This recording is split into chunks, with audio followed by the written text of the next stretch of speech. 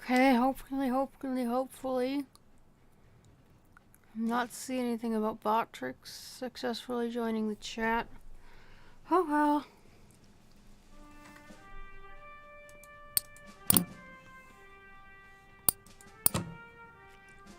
I don't need anything right now. So off I go.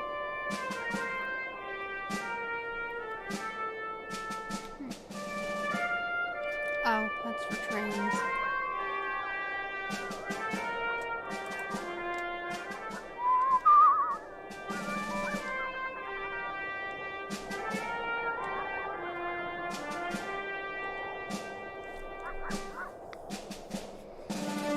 I need some stories. I got to collect me some stories, man.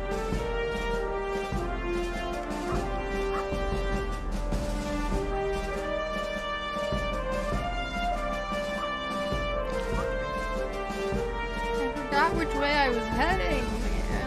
Oh, there's a story. There's a story. Come along, my man. Come on. Just keep chugging.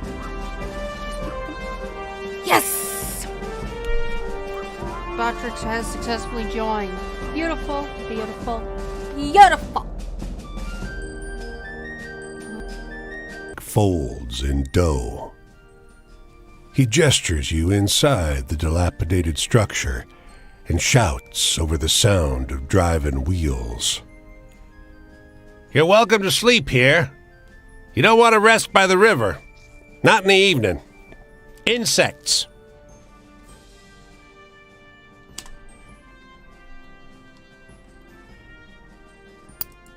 The man shoves the broken door closed behind you. The mill is warm, and the air is heavy with the powder kicked up by your entrance. You realize how easy it would be to drift off on this pile of sacks to the loud but constant sound of the grinding wheels. Oh, fuck no. I'm a Minnesotan. Our state bird is goddamn mosquito. I know better than to go sleeping out with all the bugs. Nope. There is a pond right behind my workplace, and that is a pain in the ass. So no, we are not doing this bullshit.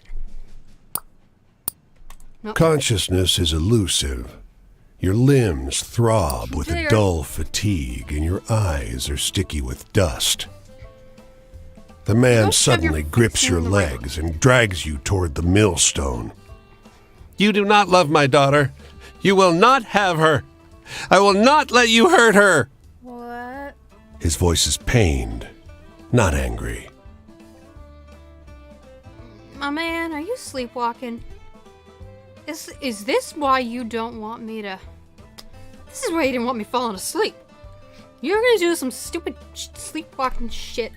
No, you're gonna blame it on sleepwalking. You're gonna blame it on motherfucking sleepwalking. You're gonna try and throw me into that wheel, and you're gonna... And I'm gonna be dead. That's what it is, you motherfucker. You're gonna kill me. You're gonna kill me. You're gonna use somnambulism. Somnambulance? Whatever the fuck. You're gonna use it as an excuse to commit murder and... You're gonna catch these hands, motherfucker. You're gonna catch these motherfucking hands. Your hand catches a flour sack printed with brightly colored flowers. A puff of flour makes you sneeze, and you wake. The mill is quiet, its works long disconnected. In your hand is the faded remnant of what might once have been a bag, or a piece of a dress.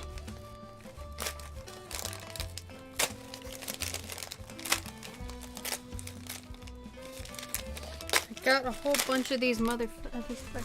I gotta stop with the mofos, but got more of my little pumpkin seeds. I'm a happy girl. I am a happy girl.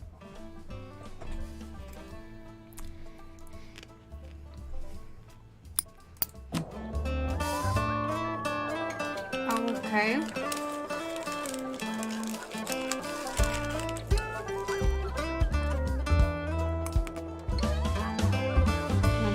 one good thing I was awake. You would have killed me. You would have killed me. Damn, I've already found another person, and I, yeah. No, I see another story I can pick up. Got another story over here.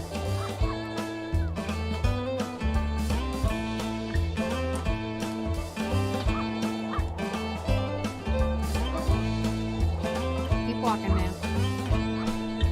Two more stories over here. I'm gonna grab these and then I'll come back. Wait, is that another story there? The women are... They speak in low tones. One stifles a burst of laughter, but it brings a smile to their faces. "Sorry," says the one who laughed.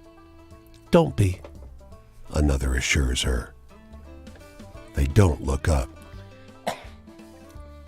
Okay.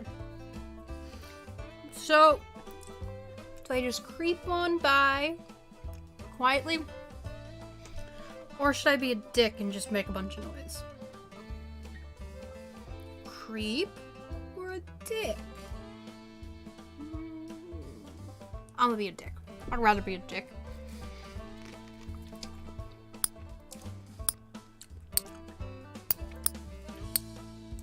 The branch snaps beneath you. The youngest jerks her eyes open and snatches her hands free from the circle. "It's all right. He isn't coming back," soothes the eldest. She turns to you. "You could join us, if you've got something you're grateful for."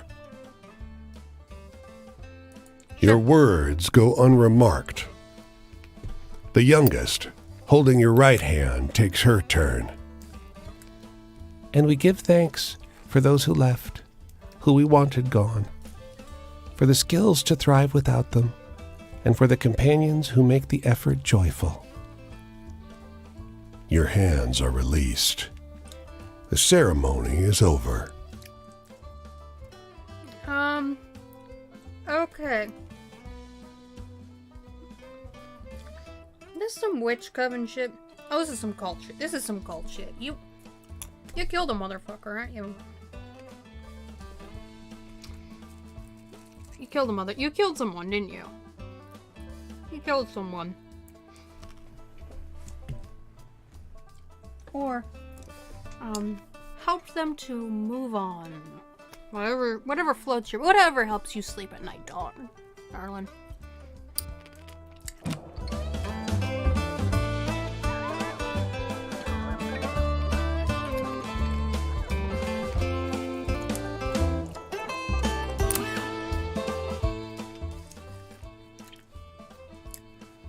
You spend a while in the cool shade of this gas station. You notice 3 kids sitting beside their family car while their parents argue loudly with the cashier inside. The children seem embarrassed.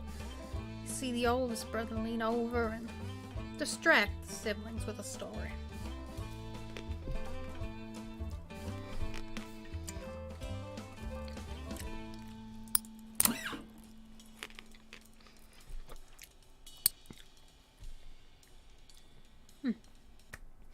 Starts telling them a story about the fisherman and his fish calling seagulls. You realize almost instantly that he's telling a new version of the tale of the seagulls and the fisherman, but with new, exciting, over-the-top details. He tells it well.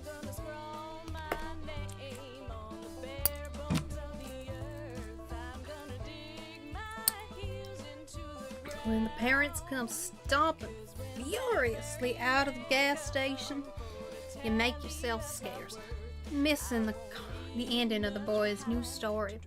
But the part you heard is definitely easy to remember. It'll stick with you for a while.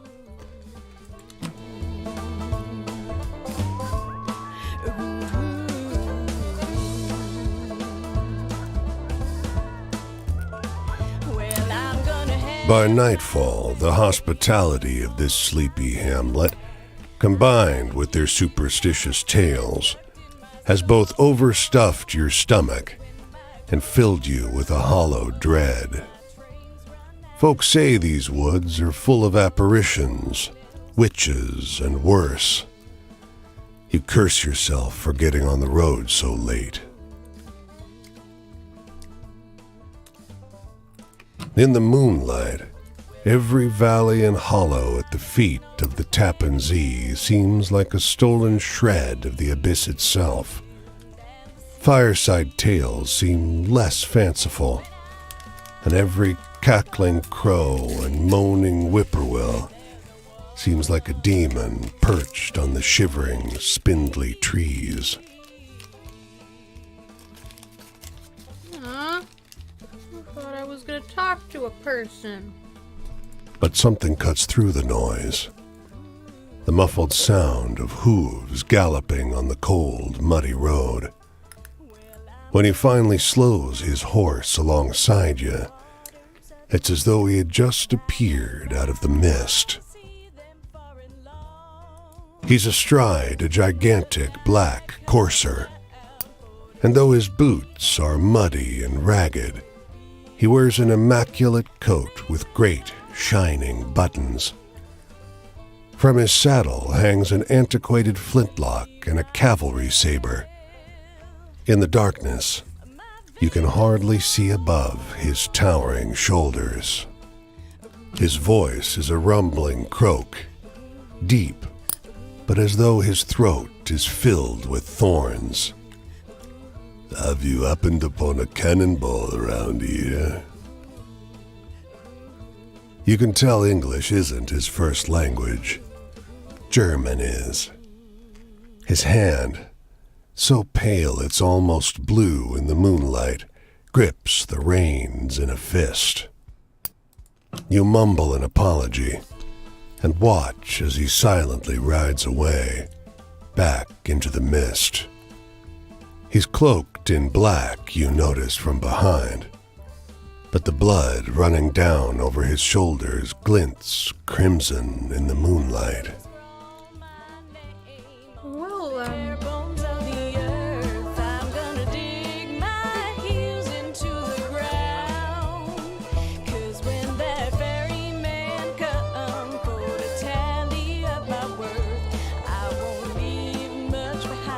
This is where I want to meet.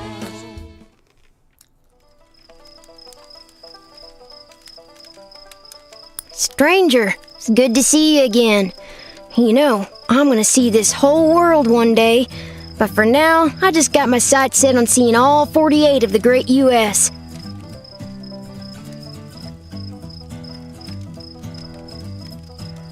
I already seen 10 whole states. That's better than my folks ever done, that's for sure. Plenty of townies and even some tramps treat me like I'm kid simple, but I ain't helpless, and I only act it when I ain't got no better choice, like if I get pinched. You still got your little doggos with you. I do right fine on my own. Don't need nobody but Cass and Flip. Hey, do you got any really thrilling stories to tell? I'm hankering for one of those. Oh, Jesus. You keep falling to my boobs.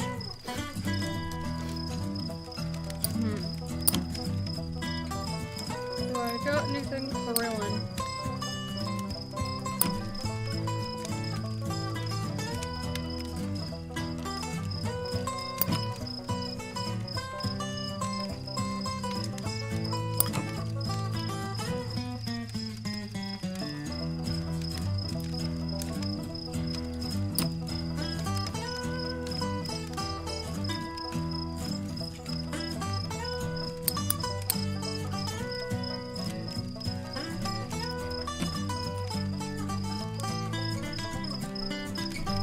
Were you trying to scare me? Well, you didn't go far enough. Huh. Damn it. There you go, talking about family. Like I said, don't need nobody but my dogs.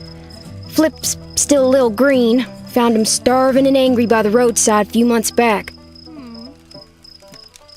He gets riled now and again, but he don't do nothing too bad if you just wait and let him get it out of his system. He's good to have around most times, and Cass sure seems to enjoy the company. Hey, tell me a funny story. You seem like you still got a sense of humor.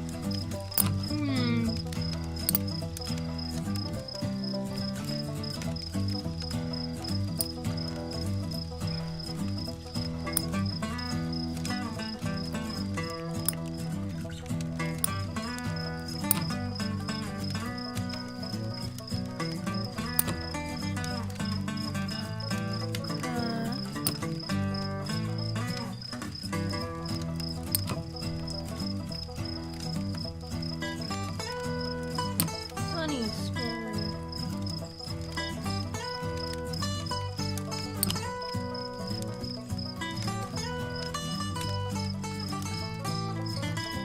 No, I can't tell Quinn the story of Quinn's adventure.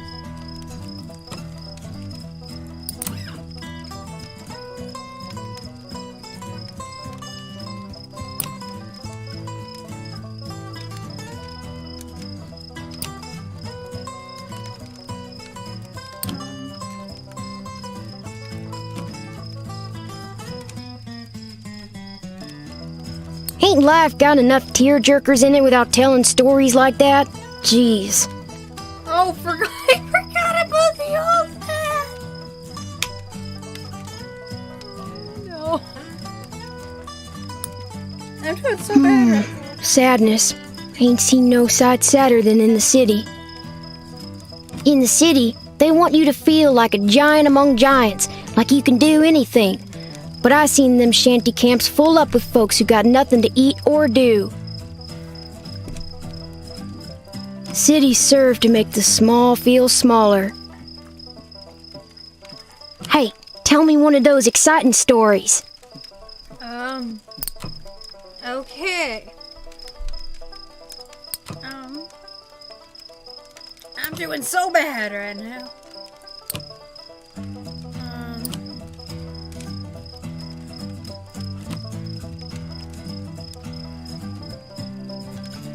I usually like the scary stuff, but your story needed more punch, I think. Being trapped, pride and pretending they'll unwind.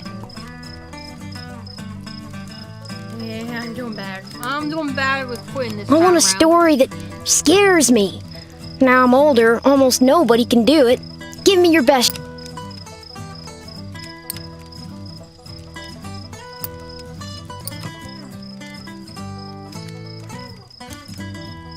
I just told you a scary story, and now you're telling me to tell you a scary story.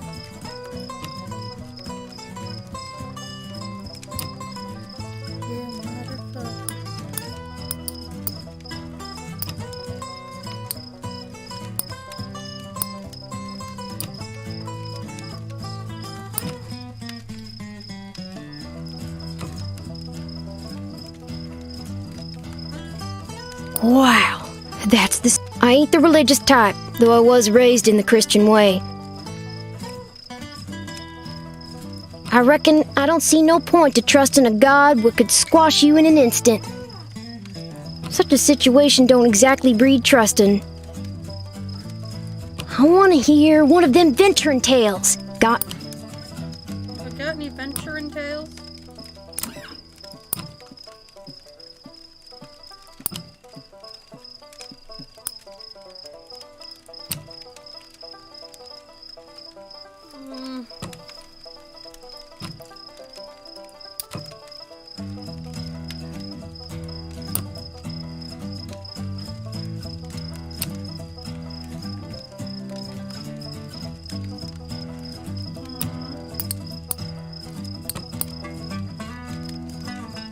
I'm gonna tell you a story about the girls doing the thingamajig.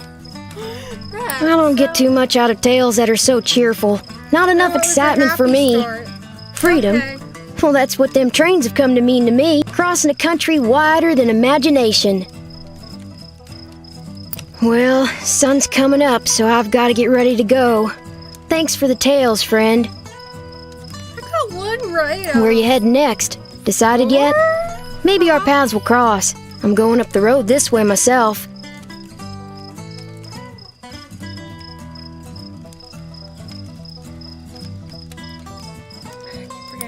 Close map. Hope I'll see something fun. I generally do, you know. There's interesting things to see everywhere if you keep your eyes open. I did not do particular well. I did not do particularly well on that one. Oh, my stories has changed again. Well, I'm gonna heft my spade up upon my weary back. I'm gonna keep that stride stuck in my soul. This bar is crowded with people from every walk of life.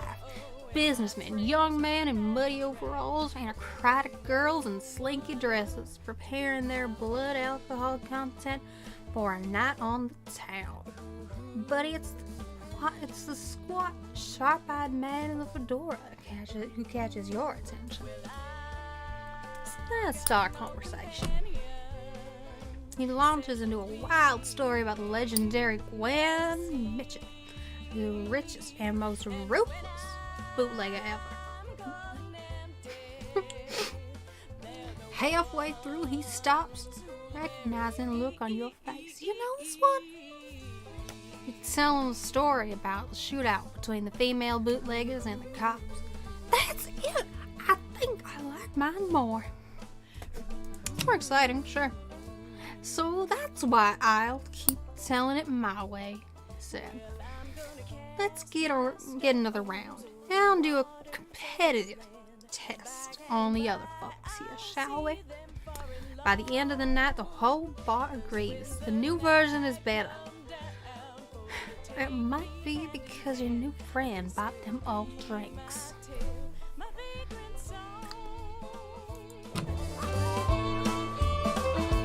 This will be my tale, my vagrant song.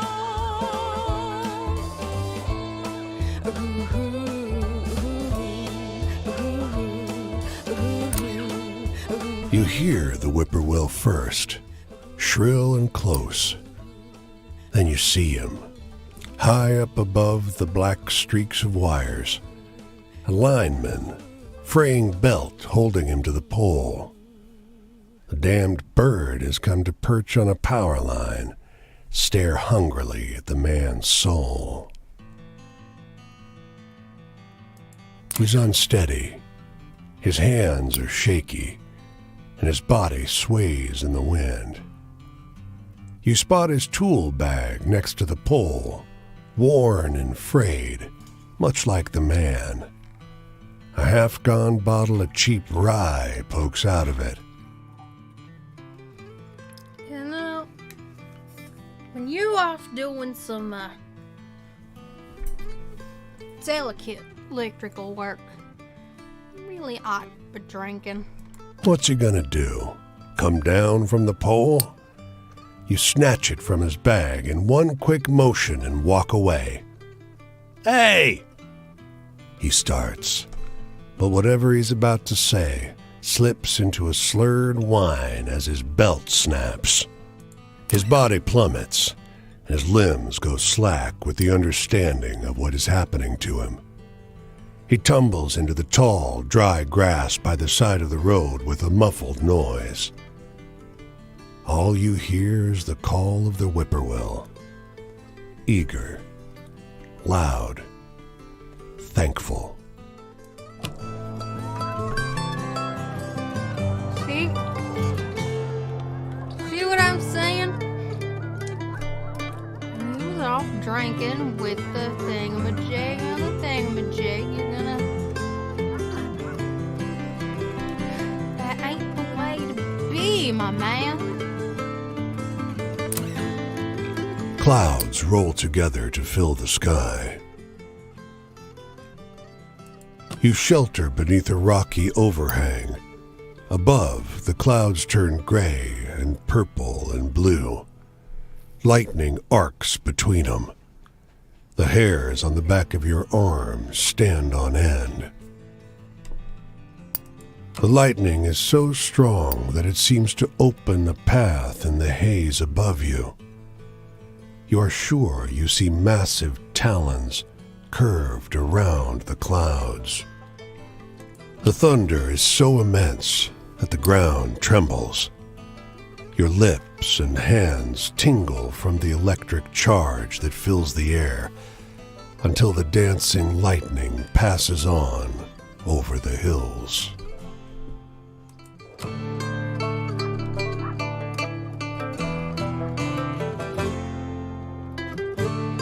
I see something I can be doing around this way. Ooh, there's something there. There's something in here in those little thingamajiggies. Come on.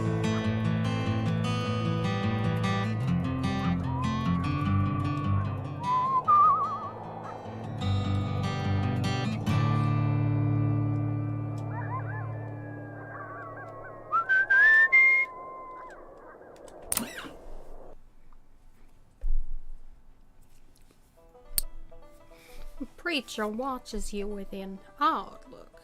Suspicion? Pity? He beckons you into the church and starts counting cash out of the donations box. Hush, he says, trying to silence your thanks. He piles the coins into your hand. You look like you need it more than we do. Aw.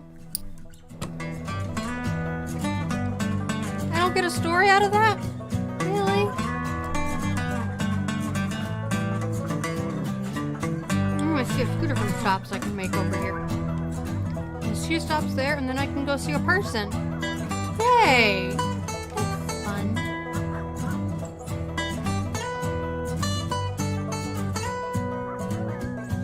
Oh, there's 3 places I can stop. One of them's one of my stories done being updated.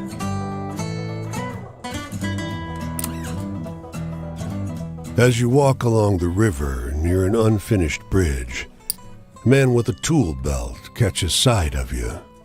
"Hey, over there," he calls out. "You look like you could use a quick way to get some hard-earned money." Hard-earned is right. The bridge hangs high over a perilous drop. Okay. "Great!" he exclaims. "Suppose you'll want a safety belt. We Thunderbird people don't need 'em. We fly when we fall."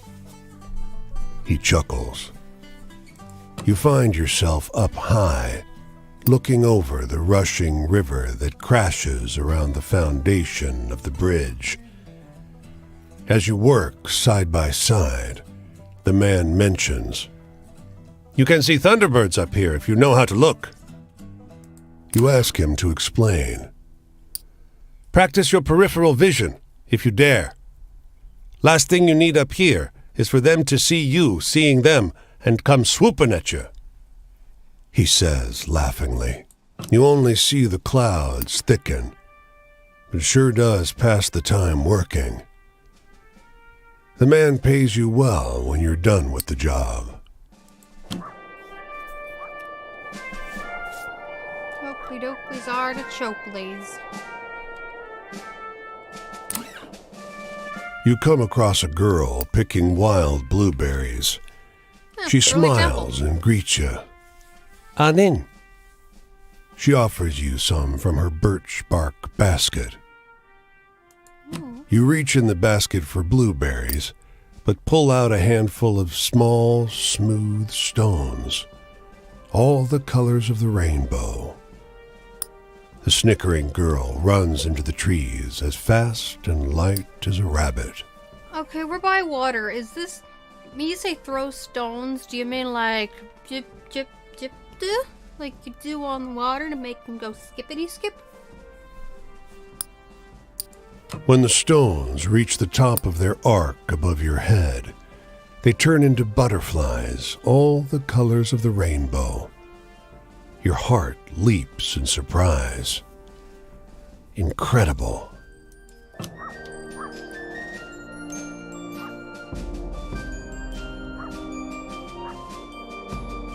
So I was just throwing them straight up in the air, getting ready for them to right on my head on the way down.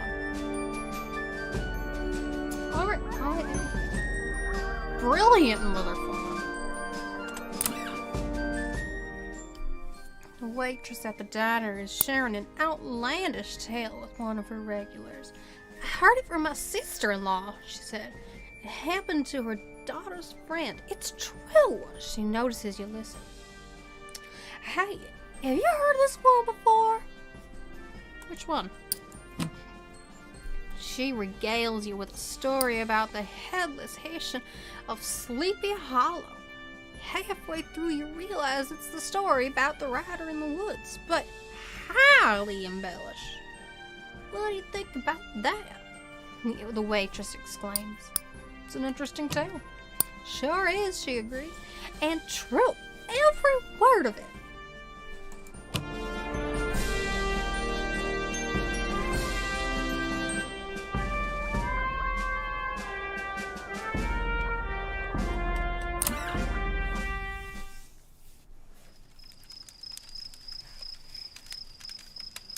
First, Ma and Pa wanted me and Paul on the front lines. They wanted someone to be proud of, and I did as they asked. Then the government wanted me to take an IOU, and I did. When there were no more jobs, I, along with thousands of others like me, went and asked Hoover to pay up. General MacArthur was so scared of us, he brought in goddamn tanks to keep us from tearing apart D.C. Do you know any happy stories? Hopeful ones?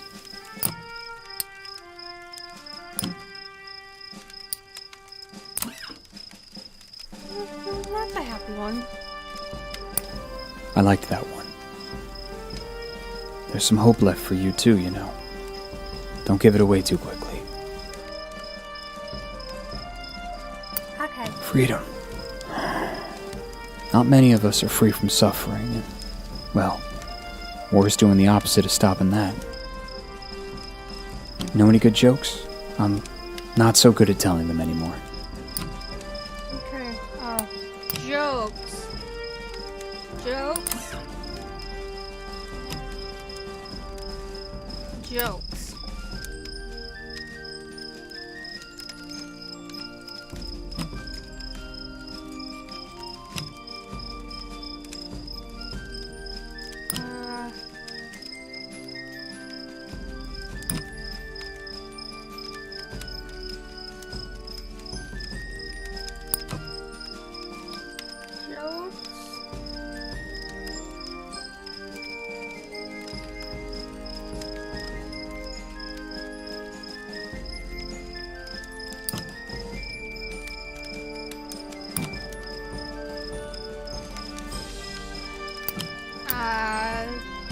I don't think that's a joke, but I don't really think I got any funny That stories. can't be true. That sounds like a Navy tale. Home? Everything has one, or everything should. Everything deserves one. I don't really tell this to people, but, you know those little purple thistles, the prickly ones? Cirsium vulgare, they're called. Common weeds, but I love the little scratchy flowers, and I feel a little disappointed yanking out their roots. Why are you yanked out their roots, motherfucker? They never hurt anyone. Tell me a happy story.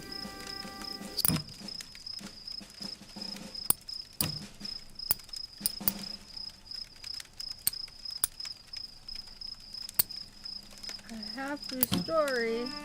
Is that ain't gonna be a happy one?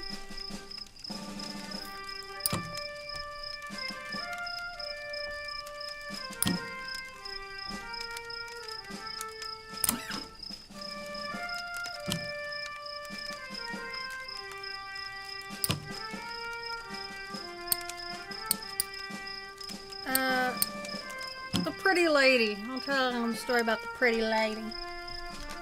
And that's what you think when you think of tragedy. Huh. My journey? If you look at it all at once, it'll overwhelm you.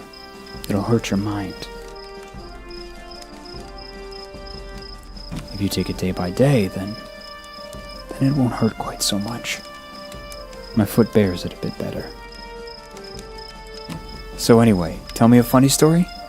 You seem like you know a few good ones. Quit asking for funny stories. I don't got none. I ain't got none.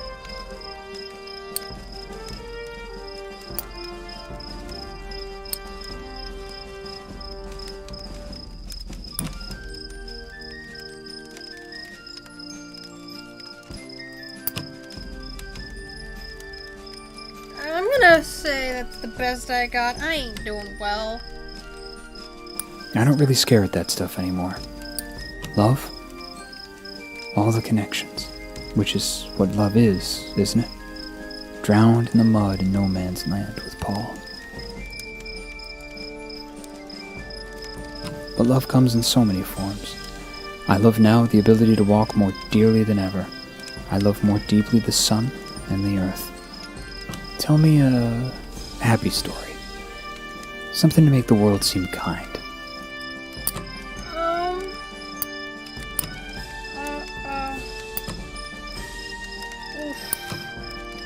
I don't know if I got any more happy stories left, my man.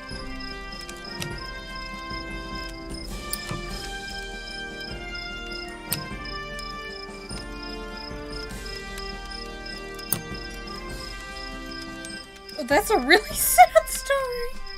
No, that's bad, that's bad. I don't want to tell him that.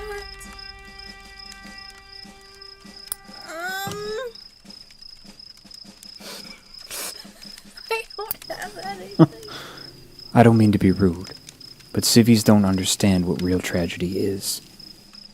Civvies? Why do I feel like that's a slur? My family won't look at me anymore. They only see Paul. I cannot put them through that every day just for my sake.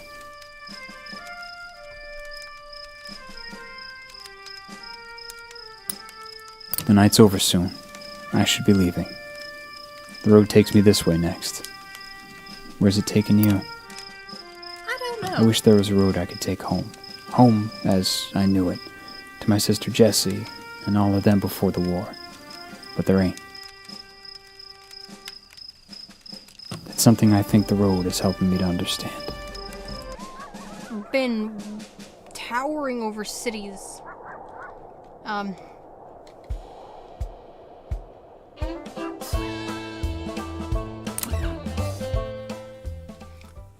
Tiny motor mouth is eagerly sharing the details of a strange tale with her brother as they loiter outside the store. The boy listens rapidly, eyes growing big, larger, mouth hanging open like a fish. Excuse me. She's telling him about the hotel haunted by the ghosts of twin toddlers. You try to hide your surprise. It's the story of the silent twins. The version this girl must have heard is embellished, to say the least. But hey, it's a good story.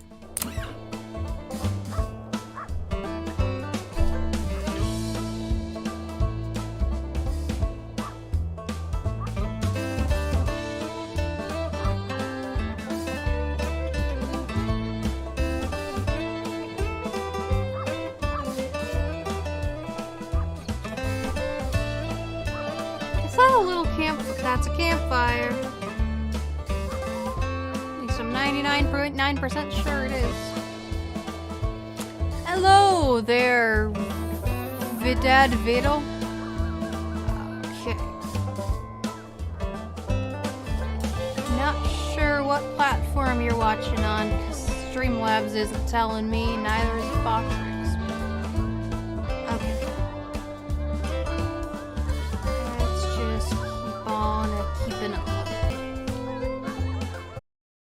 On the other end of the radio. No! He keeps saying, no way! You listen in as the man on the radio finishes a wild story about the lighthouse lamp that could only burn in the presence of true love. Wait a second. I swear this is what happened. Cop over the radio insists. That's when it clicks. You know this story. It's a stranger version of the story of the blessed lighthouse sanctuary where souls in love can find respite, but with some bits left out or replaced. Ain't true, McHop on the radio sighs. If only he knew. Only he knew.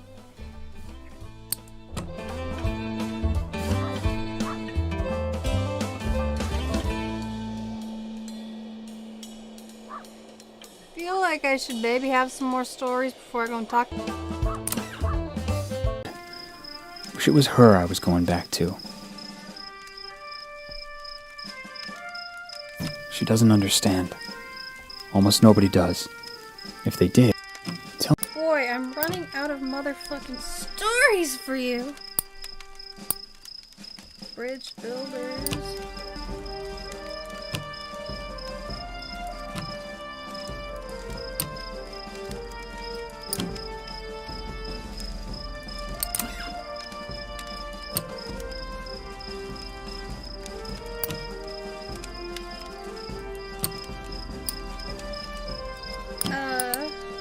Bridge builders?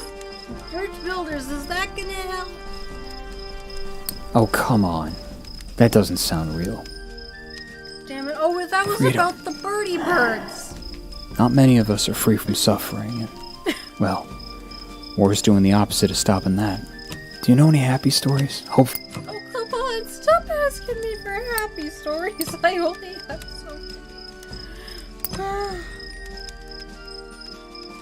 Drunkard lineman, that is absolutely not.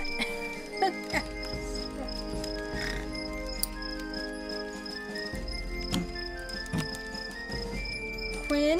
Should I tell you about Quinn?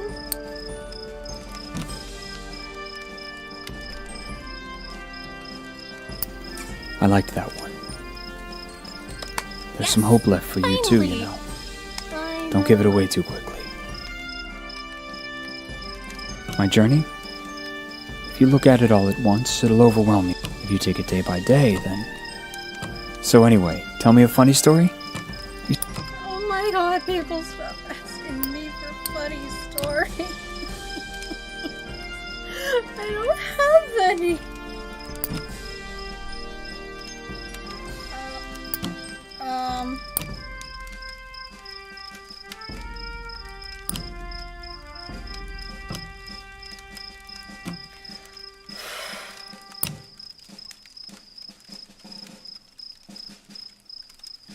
I mean, I could just walk away, but I also feel like not doing that. I didn't even realize I could walk away.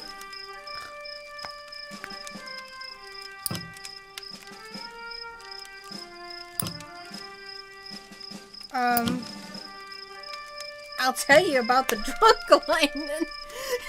If you think that's funny. I don't mean to be rude, but death. I wasn't there. They won't forget it. Know any good jokes? Stop asking for funny stories. I don't have any. There you go. Have a not funny story.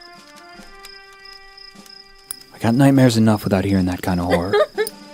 Traps. It's a slow process, but I don't remember every compatriot. I don't remember Pa's voice anymore. Do you know any happy stories? Hopeful ones? I don't. I do not have happy stories for you. I've got a story about a man burying his dog.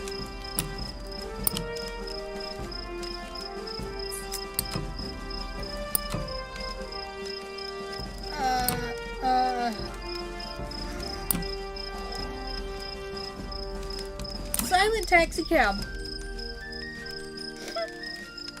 That can't Right. be true. That sounds like a Navy tale. The night's over soon. I should be leaving.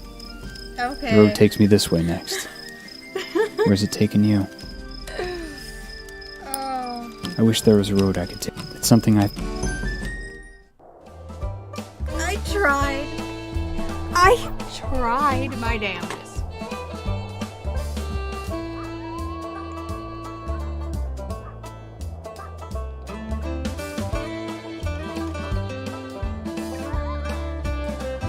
Oh, I see 2 campfires. Okay, I see a story I can get. I see a story. I need to collect more stories before I go and visit more people.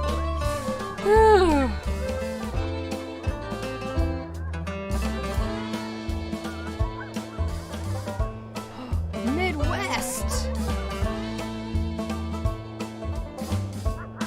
That's where I'm from, man. That's where I'm from. Look, there's another story over there. The plants grow and blossom as you watch. The man goes down the line, applying a few drops from a vial as he goes. As a liquid soaks in, each plant pushes up from the soil, unfolding and stretching for the sky. That's unsettling. He turns to you. It's quite something, isn't it? Soy here strangles the crops. People are starving. But even when the plants survive, they don't grow fast enough to fill people's bellies. He smiles. My miracle formula will change that. He shakes his head. I'm not giving up my secrets that easily. The state will pay a lot of money for this. He shakes the vial. He tears off a leaf. Here, try some. Oh, you're not even giving It's me an just option, bitter at first. But as you swallow, the fibrous mass burns in your throat. You fight to hold it down, and your stomach knots tight when the plant matter hits it. He waves a hand. Well, yes, there are some kinks to work out, but people are starving. They can't be fussy. It won't be long before no one around here goes hungry again. Your stomach protests. You feel like you'll be hungry again very soon. Just gonna puke it back up, my man. Doesn't help. When my trains run out of track, won't be no one else take my What does this circle mean? Nothing?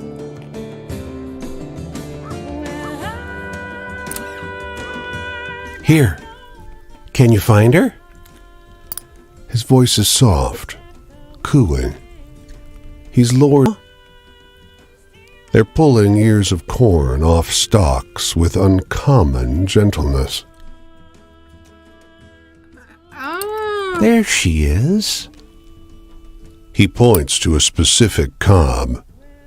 It's enormous, but otherwise unexceptional. We gave her back to the corn, and now the corn has given her back to us. One of the boys, awed, Wait, are you gonna eat reaches out with a reverent hand to touch the cob. it? So you're gonna eat grandma. This one's not for eating, the man continues. No, this one we keep. Come on, boys. We better get home before dinner time. Harvest starts tomorrow. He turns to lead his children back towards where you're standing. So, I don't know, I think corn you can, like, dry out. And I've seen it used, like, decorations. I think. Say anything. You're just interrupted by the sight of the man's face. A subtle hole under his eye socket. I didn't see you there. The wormy body of a stalk borer crawls out of his skull. Oh, fuck. You'd best be moving on, Drifter.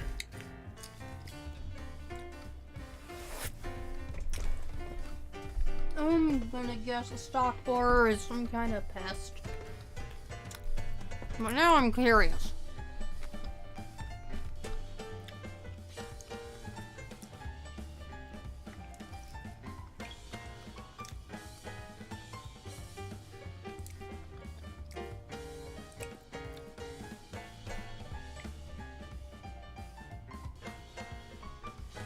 Okay, come on.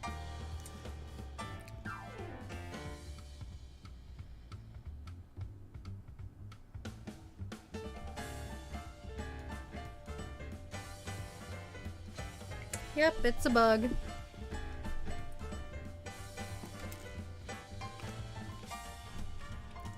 Okay, good to know. The stalk borer is a moth of the family Nocturidae. It is found from southern Canada through the eastern United States to the Gulf of Mexico. Okay. This recognizes a problem in Pennsylvania.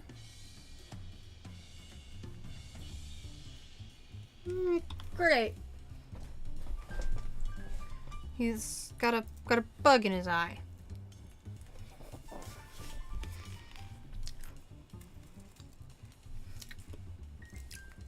What is... I am... Don't know how to feel about that.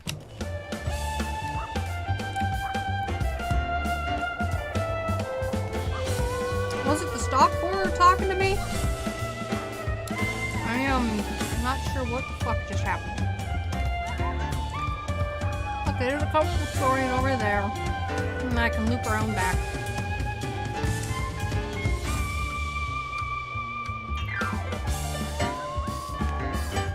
Detroit.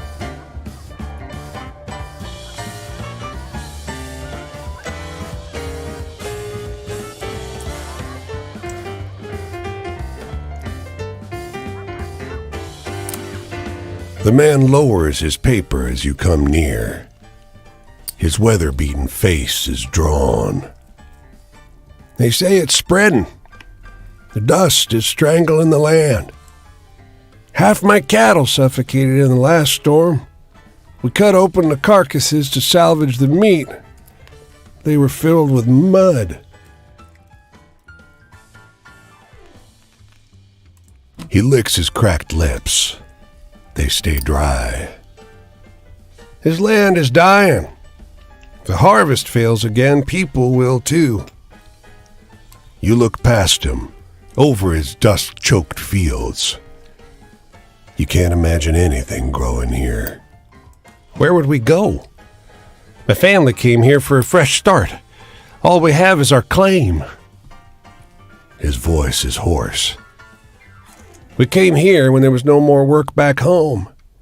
Now this.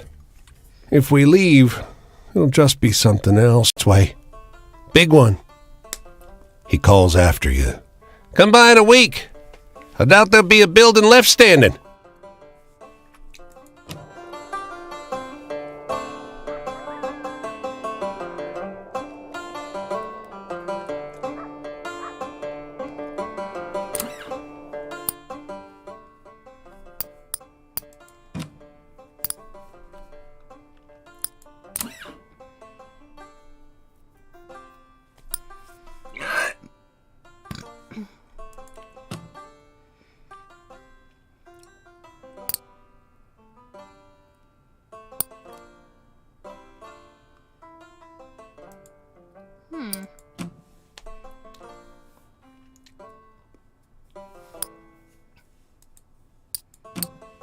There we go.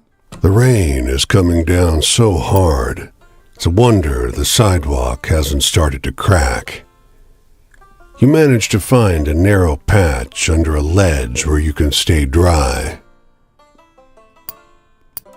A squat man, bundled up in a black fur coat and matching hat, approaches.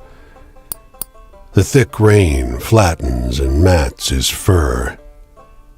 He squints up at you.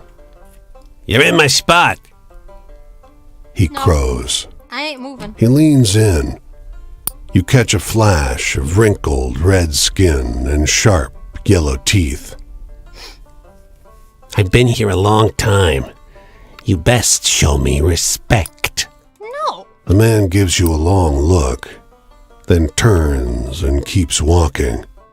A minute later, the ledge collapses. Falling brickwork catches you hard on the shoulder. You cover up to protect your head from more debris and get hit by a crashing wave of water from above. You stand there, dripping and dazed. The rain abruptly stops. I am surprised my health hasn't gone down.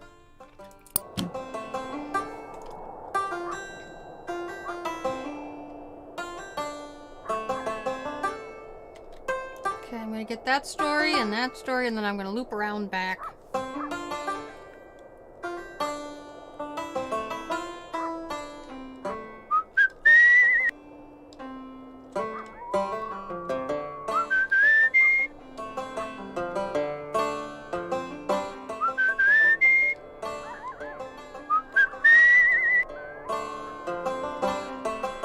don't know why it keeps doing this. Like, what am I supposed to do with the thingamajig, Deep in the fields, You come across a group of young men clearing weeds and sod from a roadside plot. Pitchforks flying, weeds dying. You almost don't notice that the dark lump beside them is a dozing boy, lying smack dab in the middle of their work. Y'all, are we sure he's dozing? There's an odd frenzy to the way these boys are ripping the sod apart. When they notice you approaching, they jog over and stand silently between you and their sleeping comrade. I've got a hard time believing that guy is just sleeping. The youths share nervous looks. The oldest steps forward. Get going. Gut. I mean, clearly, I got a gut. I'm a big girl, but I'm a skeleton. I'm a motherfucking skeleton. What do you mean, my gut? Just the area in between my pelvis and my ribcage? Is that what you're talking about? I don't know. Don't know. You step closer, and the ringleader loses his nerve. Knew it. He died, he blurts. He was sweating and crying, and he just fell over. They won't come get us with the truck till sundown. You realize now that the sleeper's been posed. The ashy shadow on his face wasn't cast by a tree.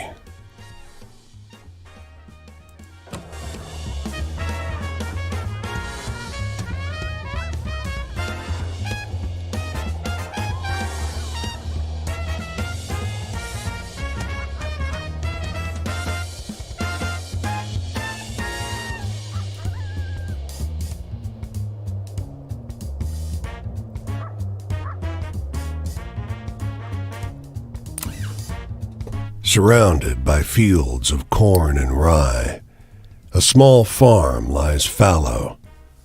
Its tiny stable crumbles into disrepair, and foxtails sprout from its fields. Yeah. Inside, A little hard the above me is sunlight saying it's filtering a zero. in through two So- small windows turns to hazy gray shafts in the thick dust that blankets the interior. There's not much in the way of furniture, but on a rustic kitchen table, a handwritten note catches your eye. Never opened. Martha and Habit. If you find this, I'm already gone. Don't come looking for me. Rest is scratchy spirals and circles of halfway readable writing about the noises from the cellar and the hunger in the darkness. The cellar door at the edge of the abandoned kitchen calls to your attention. The door is unlatched. The ground below is deeply stained with some dark residue you can't identify. Upon it, only ancient piles of chains and manacles, slowly turning to rust.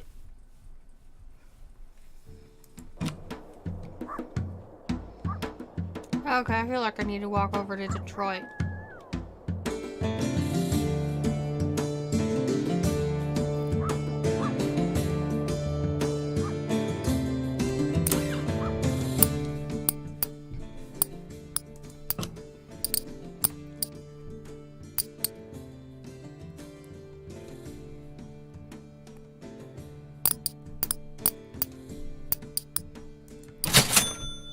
There we go. Oh, I thought it said it's an uncomfortably good sandwich. That would have been... Not sure how I feel about that.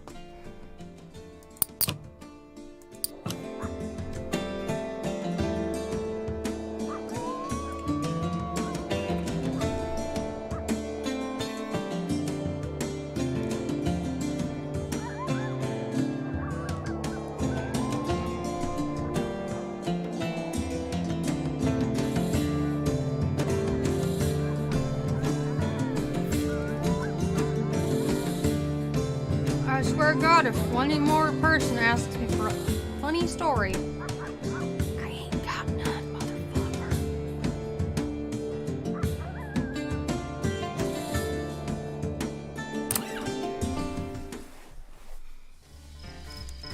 Yes, it's someone new. Why, hello there. Look like that's a heavy bag you're carrying. Let me get that for you. I insist. You see this uniform? It means you can trust me to make sure this is the most comfortable journey you've ever had in your life.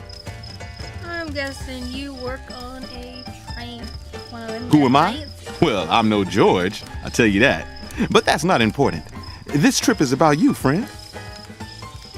Anyway, I'm in the mood for a good, happy story. You got any? I'm liking you more already. You're a much more chipper fella.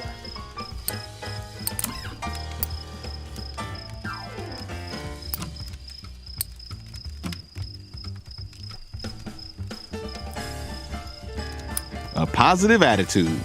That's what I like to hear. I like you, Franklin. I like If you're looking for freedom, just think about how magnificent a train is. Yep, you How work the on a train. railroad binds this country together. Hop on and go anywhere. So you're a steward. That's freedom, and that's my life. Have any optimistic tales? I'd like to hear one of those.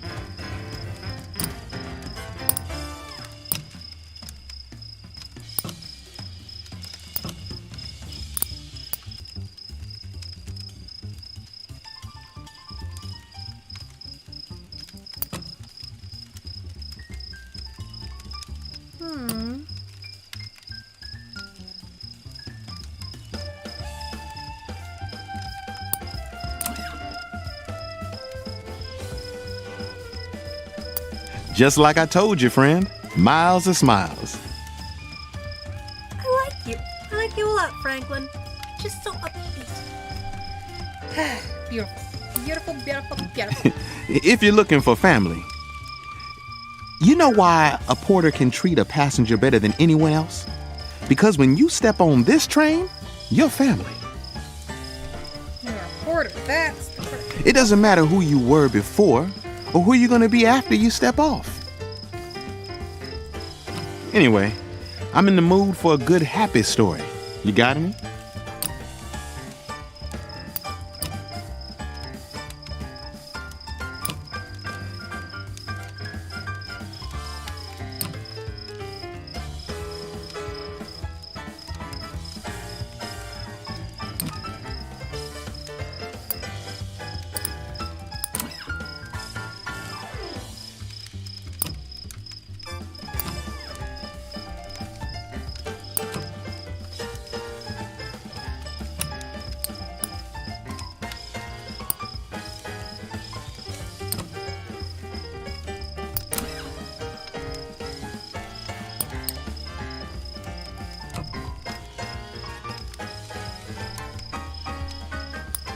That's a tall one. Don't pull my leg, okay? Oh, come on, man. Home is where we go back to. It's where we belong. It was a happy story. You wanted happy. We were doing so good. But there's Franklin. nothing We were wrong with doing spending so a little time in the rest of the freaking world every now and again. You got any stories with a bit of excitement to them?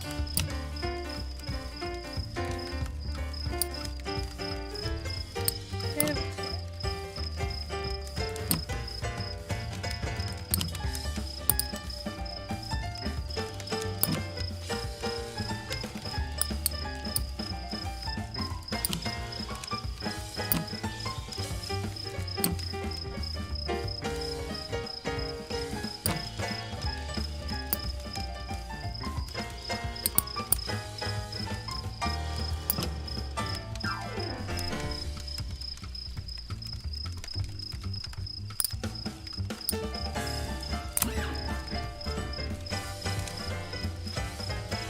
Whew, that's a wild one, all right. Ooh, I'm doing good with this guy. Only got one wrong. I only got one wrong.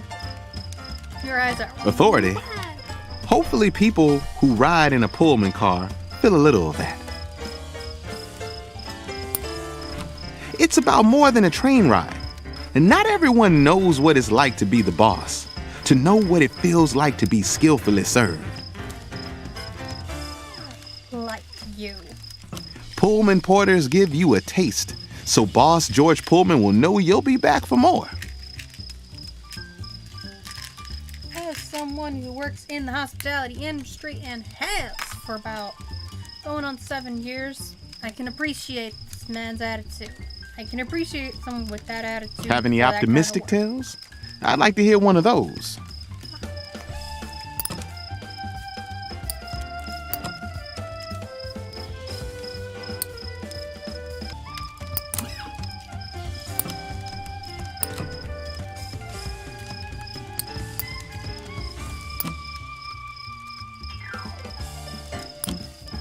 Do I not have that story about the poor thingy, the thing with the thing? Take a shot, I said the thing with the thing already.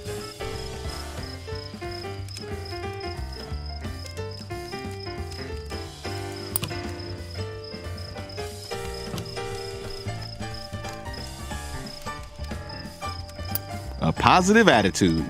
That's what I like to hear. I like you. The past? That's a tricky thing. Yes, porters may remind you of a certain type of way folks of our type used to be. There's no fighting that, just happily working past it. Another night over. I surely did enjoy all those stories, though. Maybe next like time I'll that let down my hair a bit. What do you say? I want to see you again, Franklin. I like you. I like you a lot. You're wonderful. You're spectacular. You You're must amazing. excuse me, friend. What kind of porter am I saying this trip is all about you, only to start talking about my own damn self? Oh, but I like you. Franklin, I like you. But I enough like of you my a lot. indulgences. I hope I see you again. I like you. I like you so much.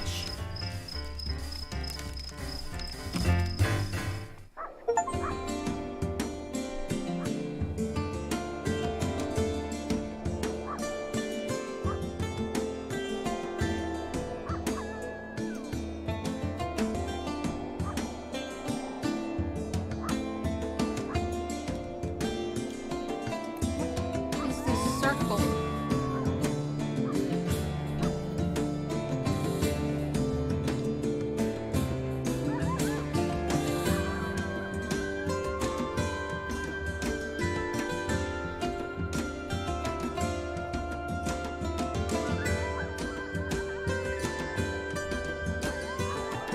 Ooh, one of my stories been updated.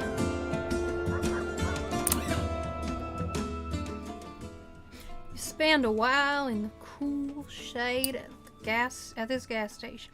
You know, there's 3 kids sitting beside their family. Family car. Well, the parents argue loudly with the cat. Okay, we've heard about these guys already.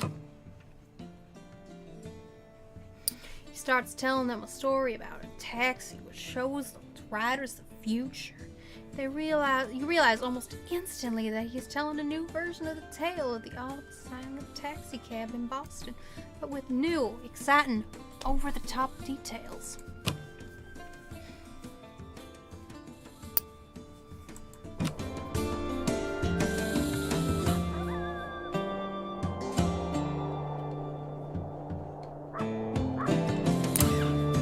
Just a moment there, he says, shaking your hand. I'm Paul Dalhart from the Republican Herald. You may have heard of it. Syndicated in 6 counties. Well, no matter. But listen, you may have noticed a vocal few out there. I call them naysayers, who throw up their hands and fly the white flag as soon as life gets a little tough. But wouldn't you agree that it's never been a better time to live and do business in this country? I want to just be real. Not really. Ha! Pessimism! Negativity! Faint-heartedness! He claps his notebook shut. If there is to be an end to the great American experiment, it'll be your attitude that writes it, not mine. Sounds good to me.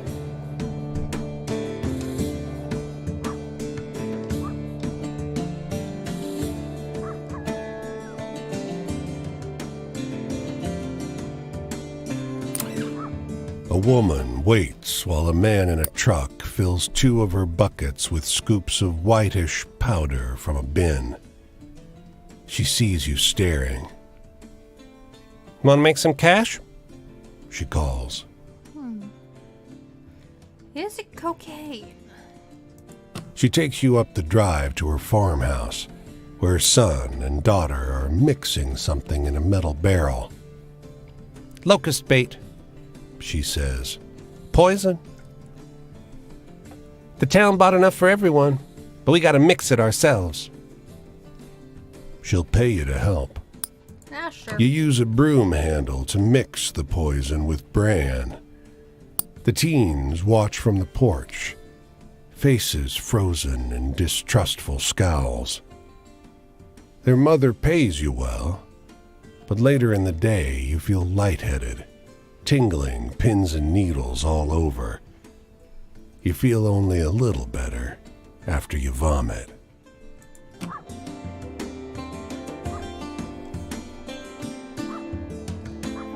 I need to find me a big city. Get my help up.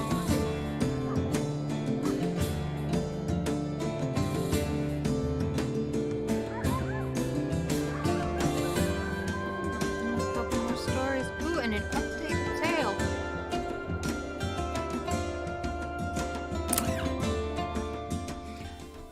Okay, we're at another bar.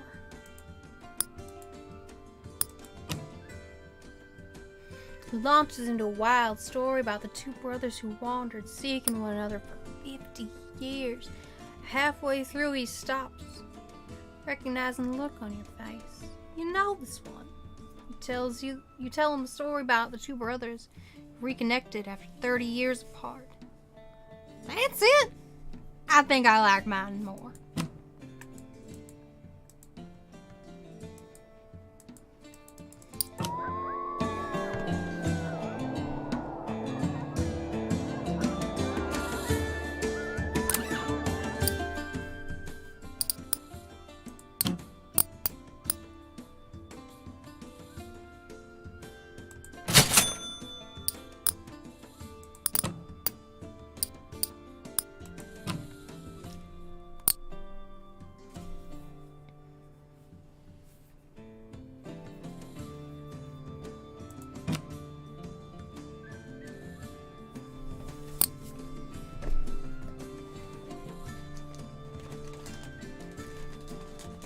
Oh, these friggin' pumpkin seeds, man. These friggin' pumpkin seeds.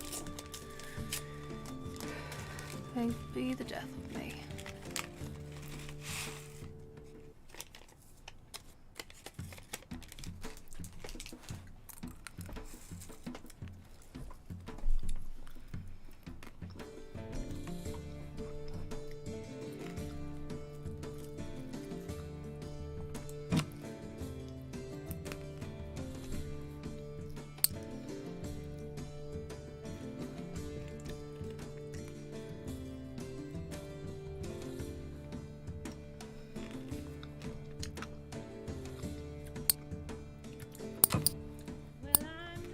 The corridors of Cincinnati's music hall reverberate with the sounds of an orchestra warming up for rehearsal. If we unbolt the light rig, we can crush them, says a voice up ahead. No, another answers. Hiding Baldy's baton will be sufficient to stop the din.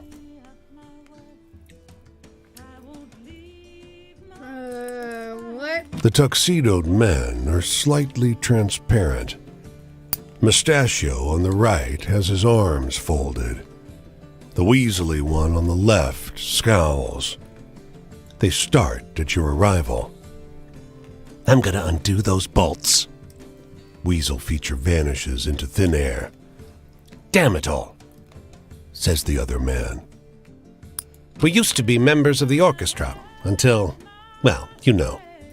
Patrick doesn't care for the new blood. It seems like talent died with us, so he does his damnedest to stop them playing. But I can't allow violence against fellow artists. Help me stop him.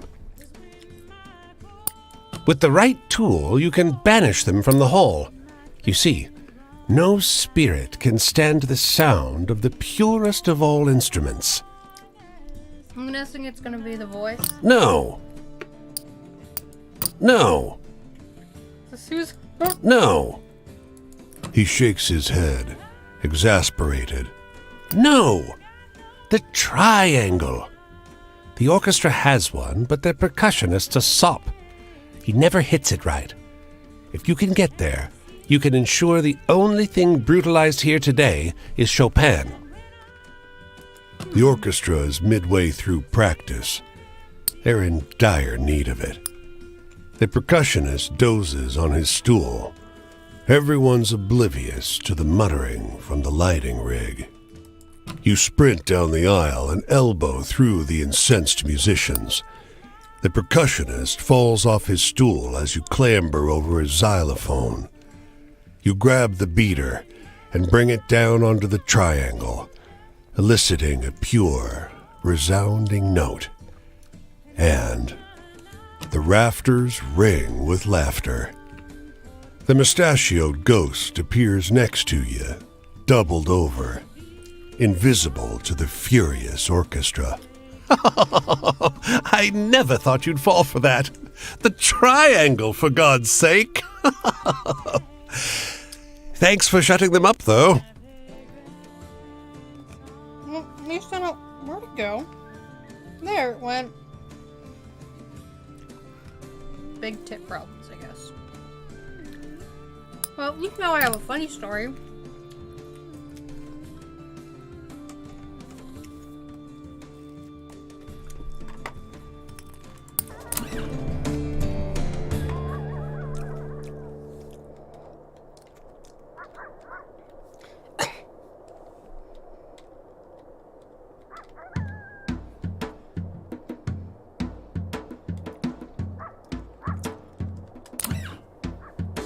The storm swept in just before sundown, heralded by a purple sky and electricity in the air.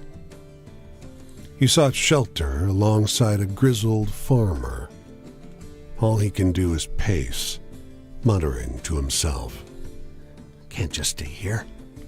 You catch. Gotta find her. He looks up at you. My daughter was out down the road. He balls his fists. God, fuck this.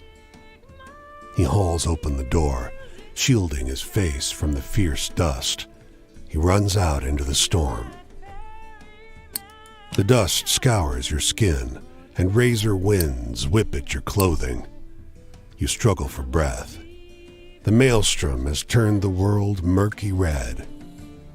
You don't see the farmer. You press on through the storm. You see the farmer up ahead. He's on his knees. A great, dark shape made from swirling dust looms over him. You manage no more than a cough. The dust thing engulfs the man in his body. The storm whips faster. You can't breathe. You have to get back to shelter. You make it to safety, but don't manage any sleep. The storm settles in the early hours. You find the farmer laid out in the street, his corpse a shriveled mass. He has one arm stretched out in front of him, as if to crawl.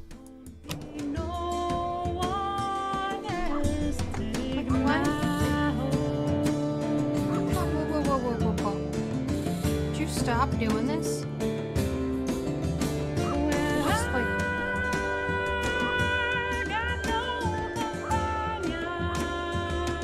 Okay, I gotta stop it.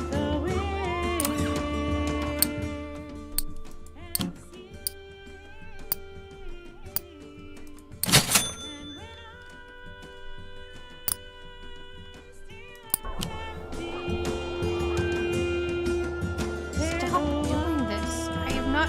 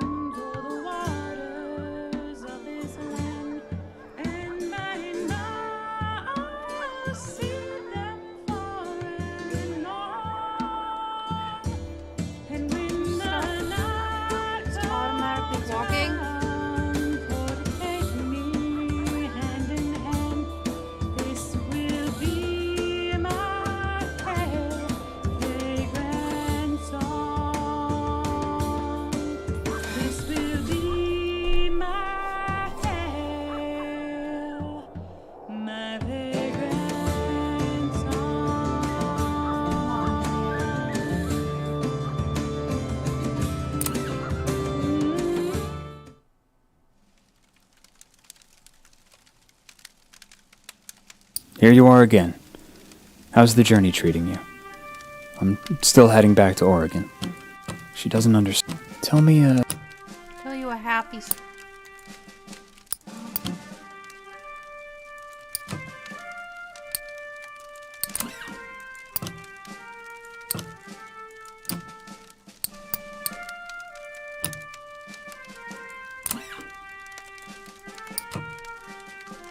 Oh, corn farmer, no.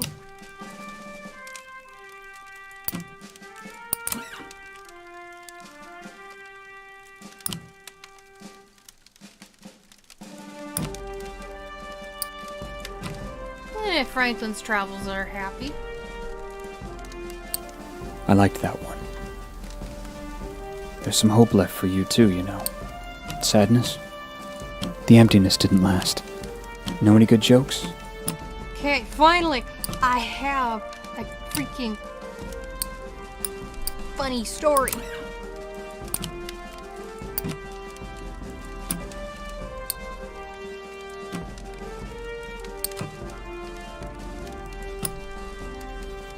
If the story decides to show up.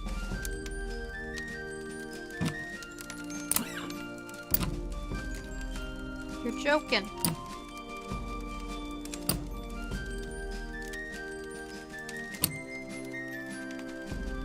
Funny story.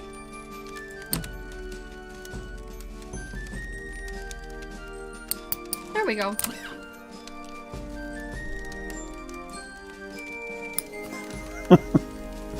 Yeah, Paul would have liked that one. Traps. I felt like I was trapped. It's a slow process, but I don't remember every compatriot. Maybe it'll take my mind. Tragic story.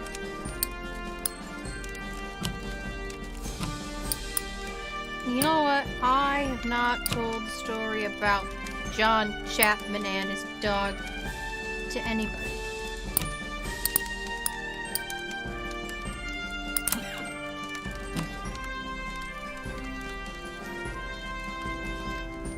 Well, maybe you should tell my story to Hoover. I think you might put a crack in his heart. Heaven. I've already seen it. It's a little clean for my taste, but since Paul's there, you won't hear me complaining. I don't have any more funny stories.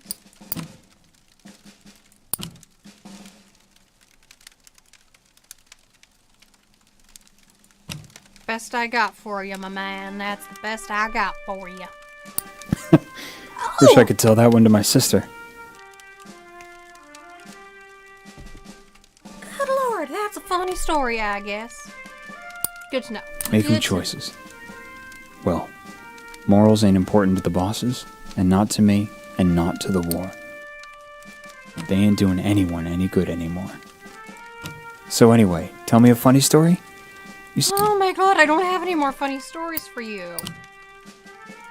Fortune teller, red fur coat, the goat, the twins.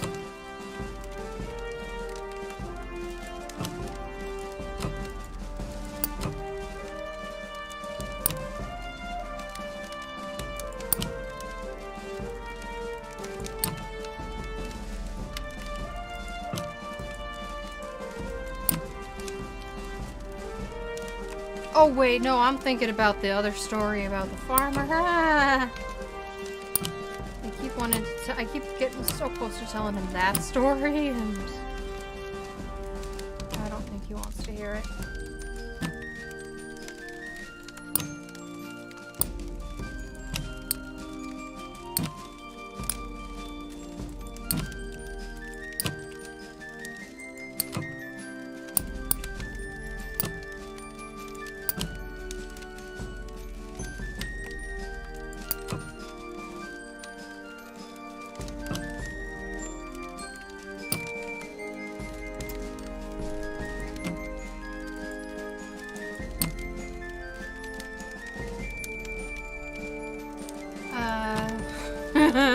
Don't think this is what he wants.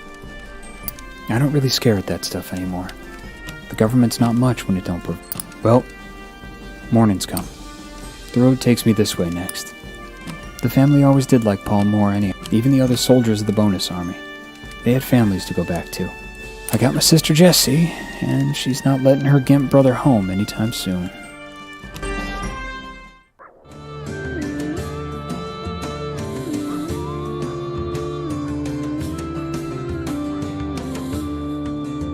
Stop doing this.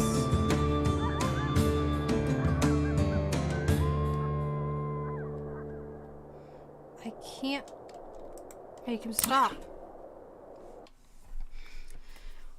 You share this bus stop with an old man who shifts from foot to foot, thumbing his suspenders and watching the passing traffic with anxious focus. Hey! Blurts out suddenly, running towards you. Want to hear a good story?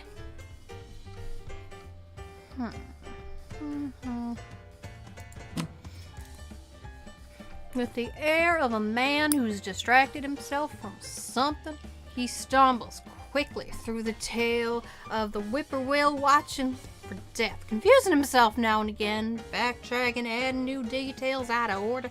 You barely piece the story together. You suddenly realize he's just told you a twisted version of the story of the drunkard lineman, but massively changed, with whole new chunks you don't remember. It's true, the old man insists, turning his wincing eyes back toward the road, and with that, the conversation seems over.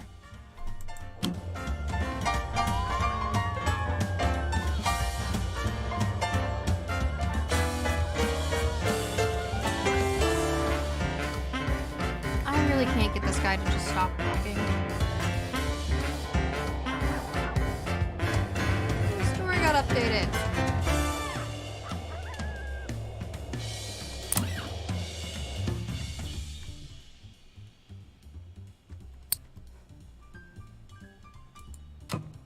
The man launches into his telling. It's polished. He's obviously done this many times before. He tells you the story of the corn farmers who started worshiping a pagan god to save their harvest. You recognize the bones of it from your experience with the corn farmer and his children. It's been embellished in the interim, though. Afterwards, you thank the man and move onward. You'll have to remember that version, even if it's not quite what happened. It's a good story.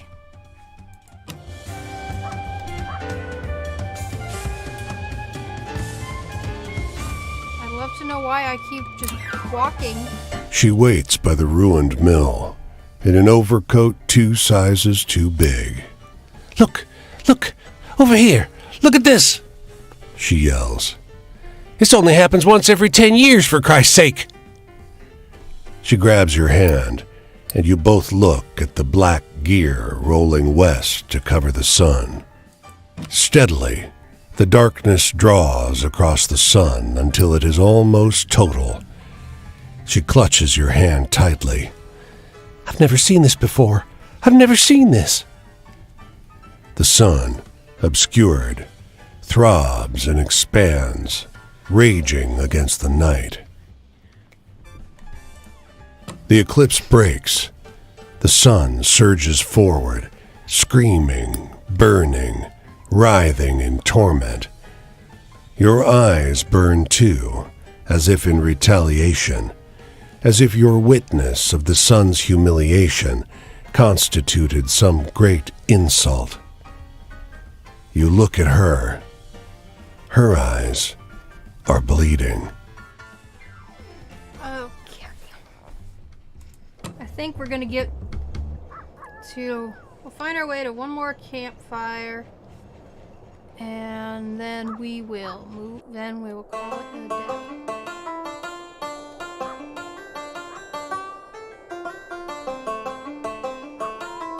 It would be nice if this guy just stopped moving for 5 fucking seconds.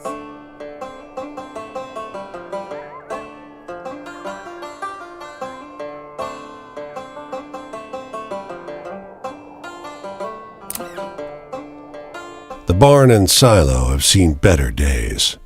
One big storm might bring the whole structure down. A man hollers. Ken? Ken! I know you're here, boy! He sees you and lopes across the field toward you. You seen a boy around? About 14? Nope. He sighs. My boy is missing. I haven't seen him since last night. He swallows. He ain't the type to run off, neither. Can you spare a minute to help look? I'm worried sick. The interior of the barn is dim, even with the great doors thrown open. You check the animal stalls, but find nothing. As you look up to the loft, you spot a gap in the roof. A bit of cloth hangs down. Perhaps a shirt. You climb the ladder and make your way across the roof. A trail of empty beer bottles leads you past a discarded shirt and to the base of the silo. You climb up. There's a hole in the silo roof, a rupture where rotten wood gave way under something large. Oh, no. Poor kid. There ain't no getting out of there. You maneuver your way along the edge, keeping your weight off the rotted panels. You poke your head inside. He's there, half submerged in the grain. He's been dead for half a day at least. The man's waiting at the bottom of the barn ladder. Anything? There's a spark of hope in his eyes. He chokes back a sob. I told him not to go up there. I told him. He looks up at the tower, then turns to you, tears tracking down his grimy cheeks. Why didn't he listen? Well then.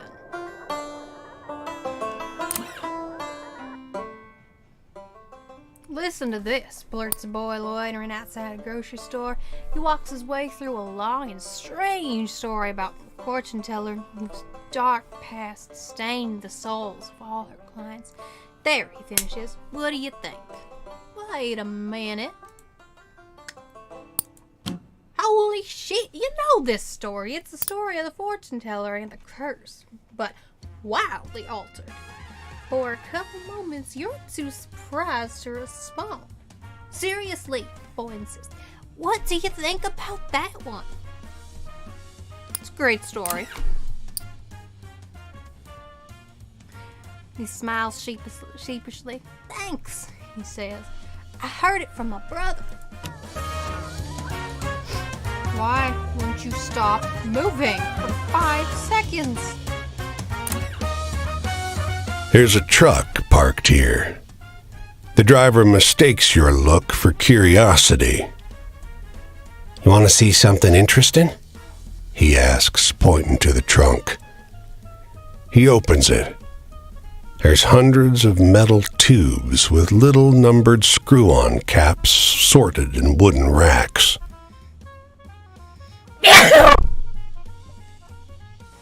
I don't even want to know how loud that came across on the microphone. Oh, We've been surveying, he said. It's my job to study soil health. The trunk has a map taped to it, marked with numbered dots. I can show you the one from your hometown if you see it here. It's an official-looking map, but the state borders and rivers are wrong. Half your county is missing. The surveyor offers you a coin for directions to your hometown, but his notes are funhouse mirror English writing. Fascinating, He murmurs. we learn so much from you folks. so the only way to get this guy to stop walking is to just have him go right into a building. Put something in his path and he will just try to walk through it. Okay, I'll go this way to that thingamajiggy.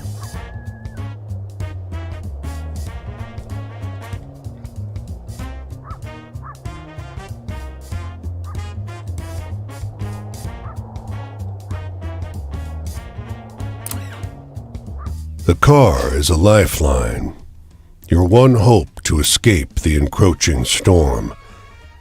It rattles along a few yards ahead of the storm front, jouncing and juddering, one pothole away from being swallowed by the choking dust. A figure clings to support straps mounted on the back. You grab the straps and haul yourself up. Oh, Shouts the woman on the back. a fellow observer. She's wrapped in a scarf and aviation goggles, juggling a pen and a notebook while hanging onto the unsteady car. The dust scours your face and rips at your clothes. We're not done with our observations. She threads one arm through the straps and makes another attempt to write, but it comes out illegible. Blast it. Get inside and take dictation, will you? Okay. You clamber through the open back window, and she hands you pen and notebook. You scribble furiously while she dictates the finer qualities of the dust and wind assaulting the car until her voice is hoarse. That'll do. She bangs on the roof. Judith, let's go. So we got someone studying dust storms, and we got someone studying soil. Okay. Okay, we're gonna go to you, and then we're gonna loop back to the left.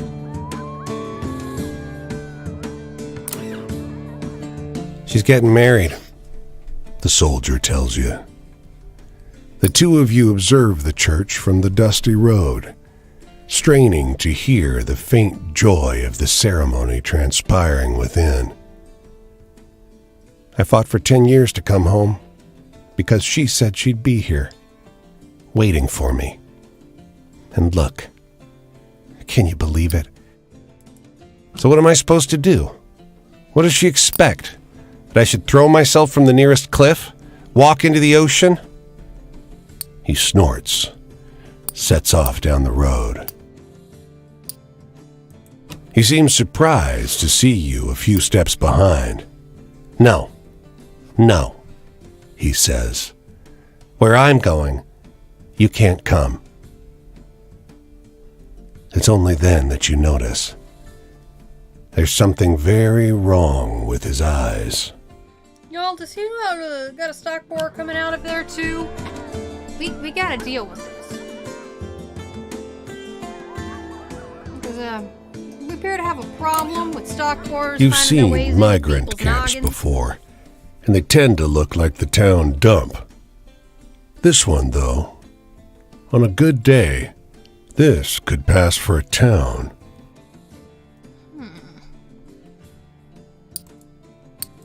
Starched white tents stand tall and many, and a stroll through the grounds finds you neither trash nor trouble. You hear some chatter from a large tent on your left. On your right, a tent in the shadow of the trees emanates a soft buzz. Okay, heads is right, tails is left. Okay, where'd it go? Where'd it go? Okay. I threw the thing and now I don't know where it is. Damn it. There it is. And heads it is. So we go right. You pass through a shroud of flies into a curtained waiting area. The air is pregnant with the stench of rotten meat, but the area is empty, almost clean, except for the black stains that have seeped into the soil. There's only the curtain, which reaches all the way from one end of the tent to the other. I emptied this.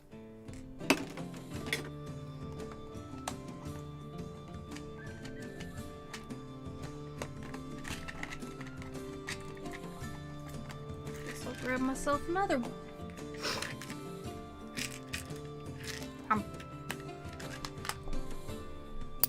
It wears a black overcoat and a white porcelain mask with a fat, sharp beak. There's a butcher's knife in its gloved hand. This is the pest house. It snaps in a woman's voice and yanks the curtain shut.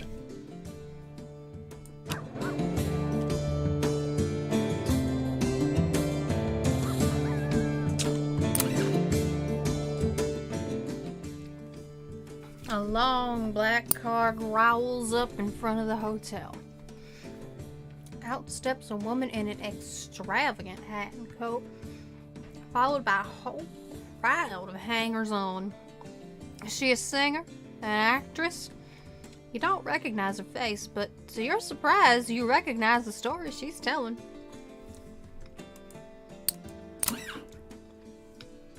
In a sharp transatlantic accent, she's telling everyone in the party a story about the ghosts who murdered the Cincinnati Symphony Orchestra. It's clearly the story of the mischievous ghosts of Cincinnati Music Hall, but you've changed it in a few entertaining ways. Isn't that something? She asked. Her various followers agreed. She pays the driver of the limousine and sweeps into the hotel like a thunderstorm of red velvet. Someone should do a picture about it, you hear her exclaim.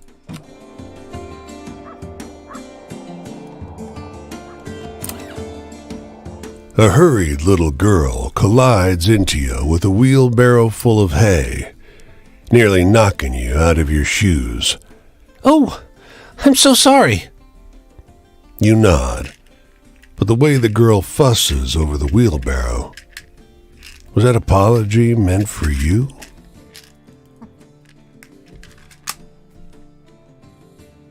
Lost? Me? No, not at all.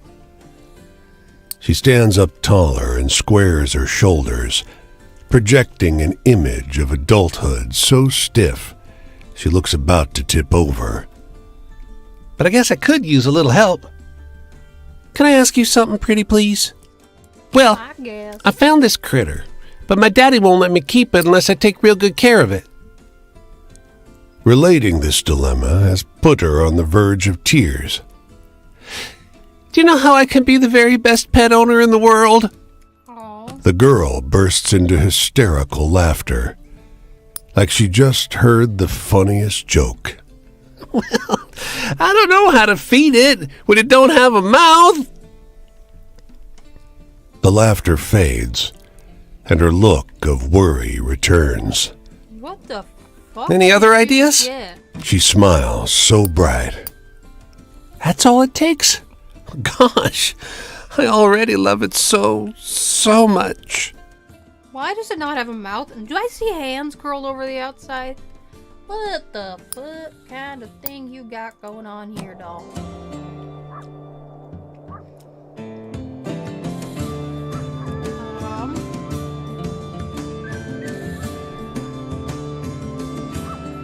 Let me see any campfires.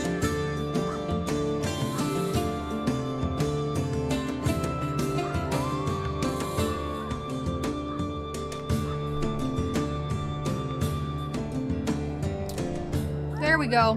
I think I see one way out yonder.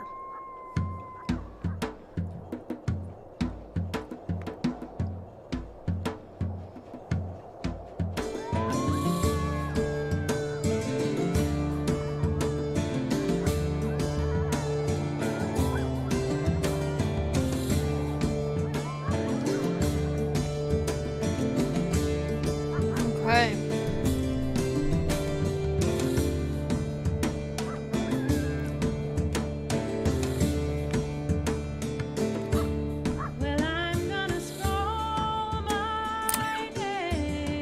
Over a shared, crusty loaf of bread, the farmer notices you looking at a prominent, tattered scarecrow in the field. "Ah, you like old Barney?" he asks. Does a damn good job scaring the vermin. Shame about the real fella. He was a funny one. Old Barney hiding out in our stables and lofts, just passing along. We liked him. Well, all except the sheriff. Barney never harmed nothing. I sometimes shared bread with him, just like you here. When he disappeared, leaving just the clothes we gave him, I figured I'd put him to use.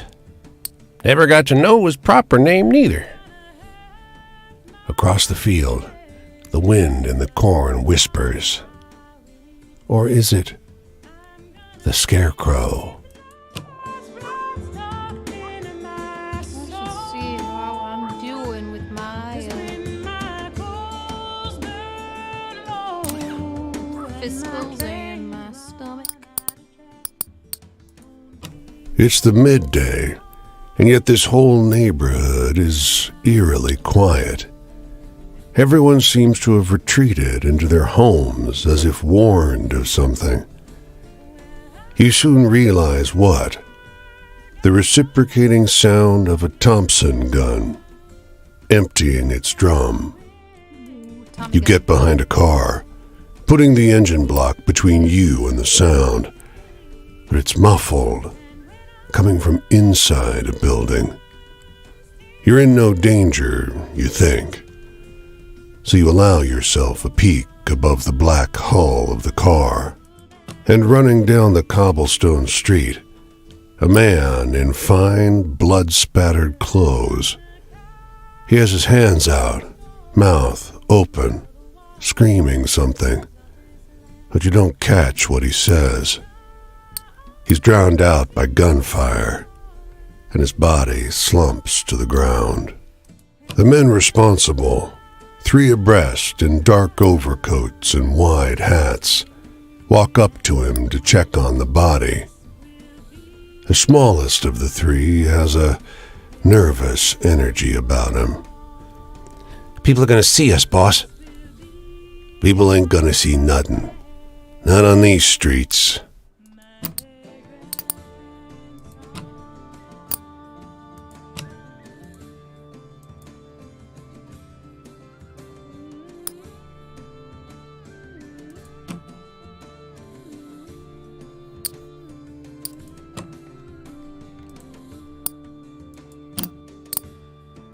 I was hoping I'd get a story out of that. Whoa, whoa, whoa, whoa.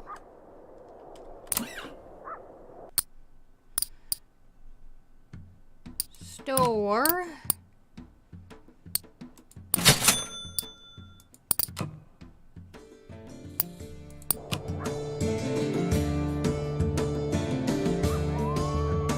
Okay, I go to this story.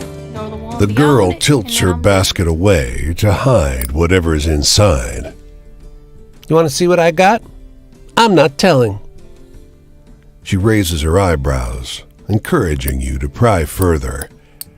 This girl is either very confident or too young to know shyness. Got you hooked. Too easy. She twists her lips to one side, mimicking a more adult, thoughtful I don't gesture. have anything with that I'll tell you what. word yet. I'll show you what's in the basket if you do something for me. Excellent. I want you to kill my mother. She looks to check if you're paying attention, then points to a figure working at the other end of the field. She's boring. She keeps making me work when I want to play. The girl bursts into peals of laughter. She doubles over the basket, laughing so hard she's barely able to stand. When she can speak again, she says, You should have seen your face. You really Good, I should. have another funny story. Good, good. she beckons you over. 3 kittens snuggle up at the bottom. They're barely old enough to open their eyes. Ma gave them to me for being good. I've called them Badb, Matcha, and Anand. After a story Nana told me. She preens. I'm very clever, you know. Oh, she's got little puppies. Oh my goodness, I love babbies. I love babby kittens. They're pretty great.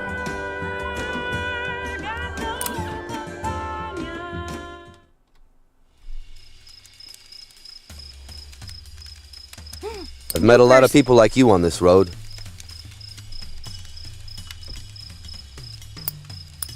There's something you want from it, isn't there?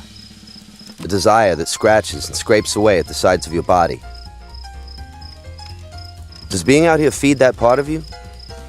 It's that way for me, living in a state of motion, resting nowhere, returning to no one. I've been a wandering ghost for a while now, and I'll be that way for some time to come. But that's a fate I should have known I was in for. I'm a poet, after all. Alone, out here. I spend too much time inside my own head. Can you tell me a hopeful story to lighten my mood?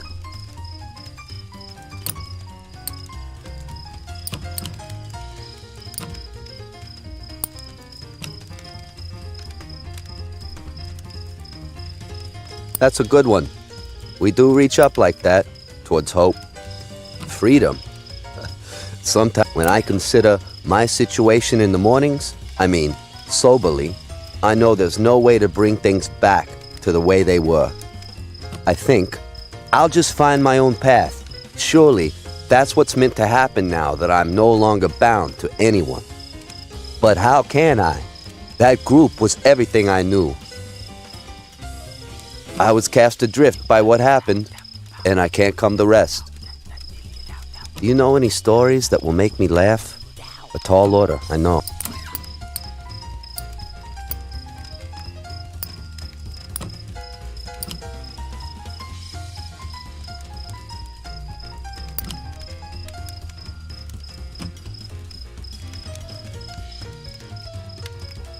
Oh, I like that one. Very, very clever. Joy. I've had joy in my life. I used to be part of a group of mad prophets, rabble-rousers, channelers of holy knowledge. We'd get a couple gallons of wine, bring them over to our friend Pauline's house. Late into the night. What good would those words do if they didn't reach the heavens?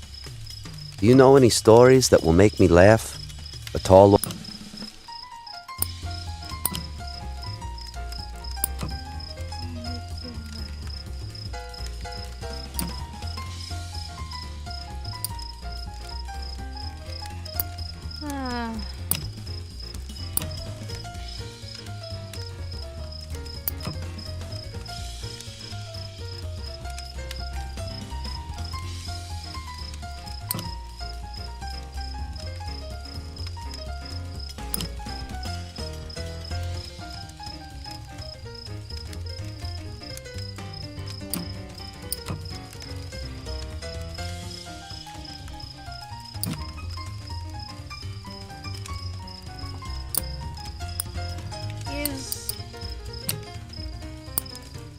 Ghosts? Is that still a funny story?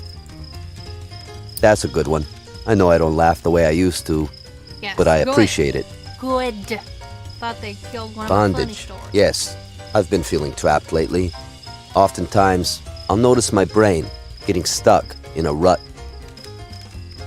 I'll think, I tried to defy what's normal. So, it makes sense I'd be punished for it. I've been punished by others plenty, but I also punished myself. The more I wander, the better. I can concern myself with food and a place to sleep. Less time to get trapped stewing on the past. Less time to think about what went wrong, how doomed things are. I need an optimistic story right now.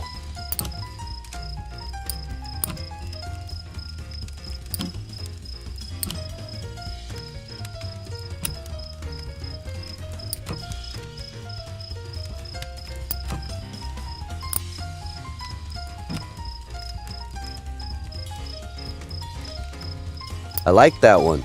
Makes me feel the way Silas used to. In the past. Haunts me. Every day I think about how things used to be.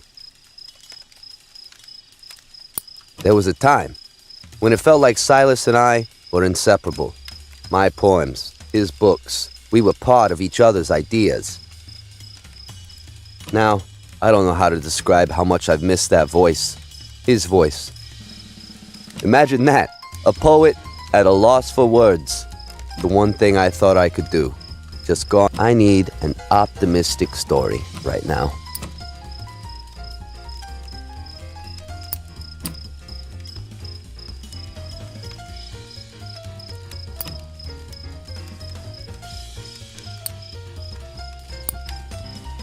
No. I don't want to tell about the grain silo. I want to tell about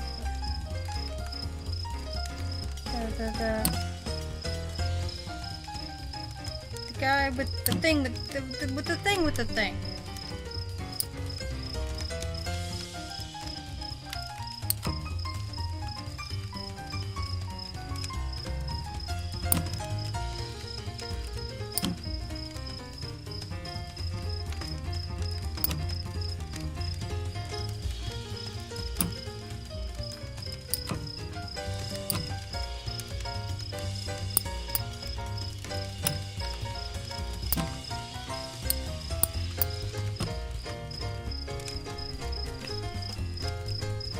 That's a good one. We do reach up like that, towards hope. Travel. Well, I've wandered for a long time, but I only feel worse than I did before. I walk and walk, and never get anywhere.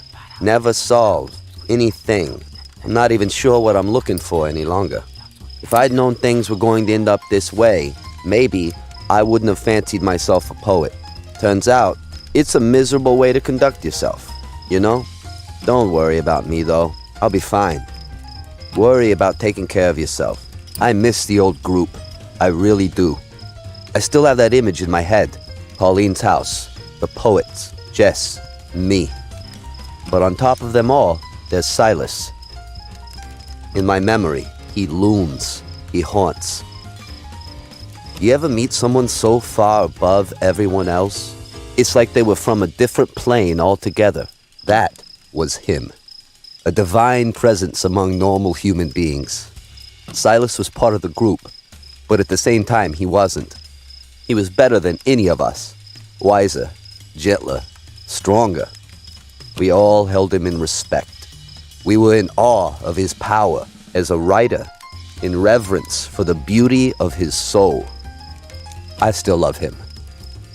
Look, I'm headed out this way. If you find yourself out there, maybe we'll meet again. Cool. Okay, alright, okay.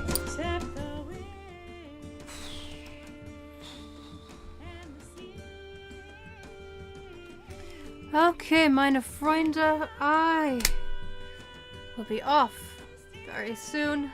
I'll be back tomorrow, same-ish time. Sometime between 8 and 9 a.m. Central. Until then, auf Wiedersehen, meine Freunde. I am still not Tony or a knight.